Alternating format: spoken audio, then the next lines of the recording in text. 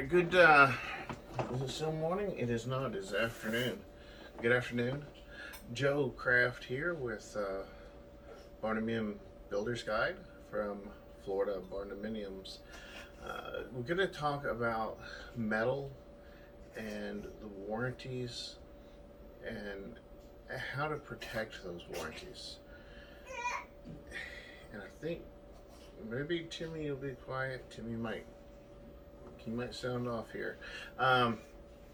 Timmy's 2 months old. He's the newest member to the crew. So anyhow, the warranty is going to depend on the type of metal. Aluminum has a different warranty. Galvalume has a different warranty. Painted metals have a different warranty. And then there's some different various types of paint within those painted metals. Different gauges of metal can be different. You can have as low as a 24 gauge on a standing seam metal, and you could have and as high a number, and that sounds, so the lower the number, the thicker the gauge the metal is. So a 24 is better than a 26, which is better than a 29.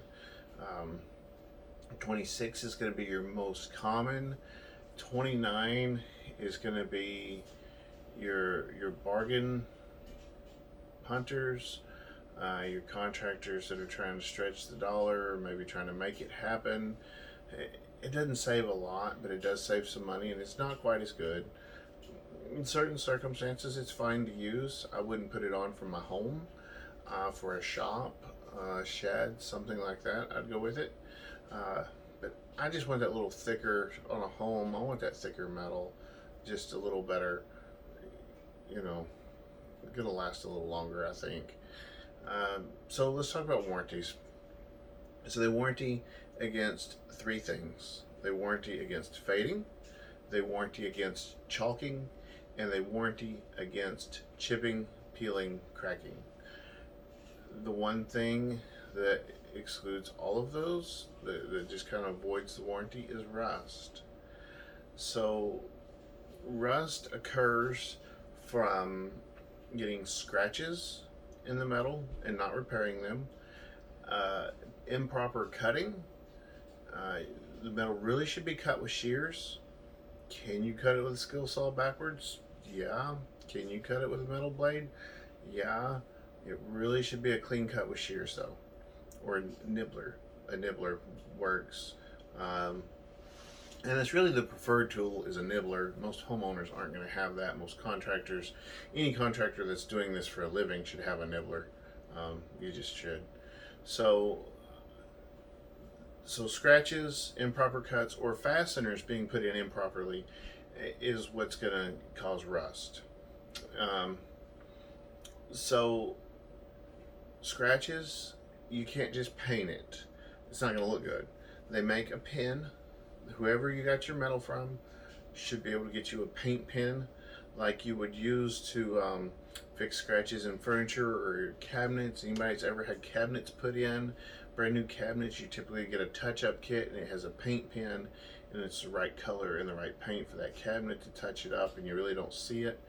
Same thing with your metal. You should get, I'm not going to say you should get, like it's not going to come with it, that they don't send paint pens out with it, but they are available.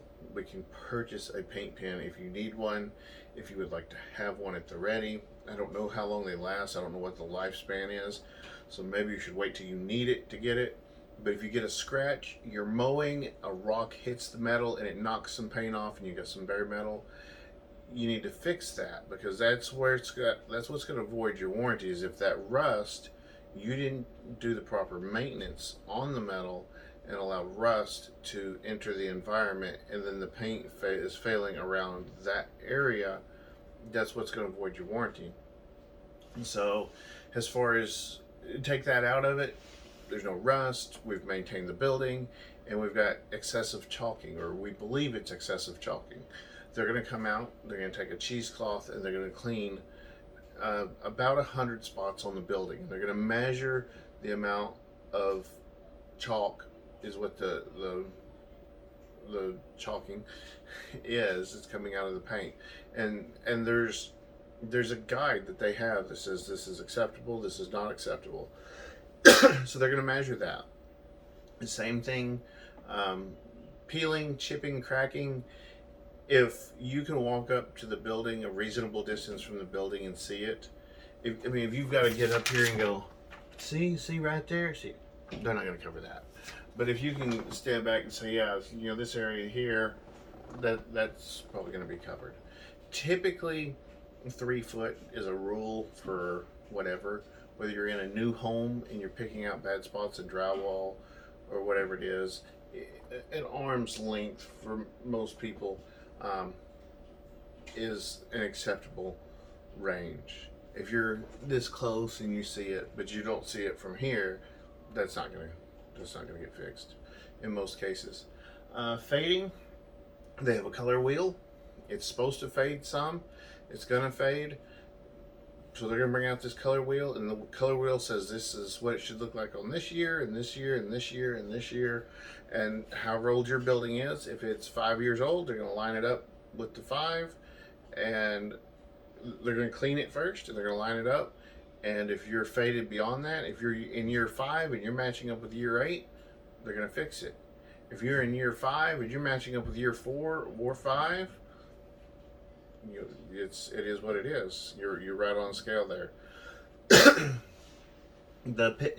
believe the chipping and peeling, you'll have to check with where you get your metal. All manufacturers work just a little bit differently, but typically a 40-year warranty is what you're going to get on a panel. So the biggest thing is just take care of it. Take care of your scratches. Hire a good contractor that knows what they're doing. If you're doing it yourself, do the research.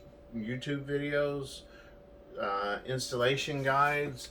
They come with, I thought I had one right here.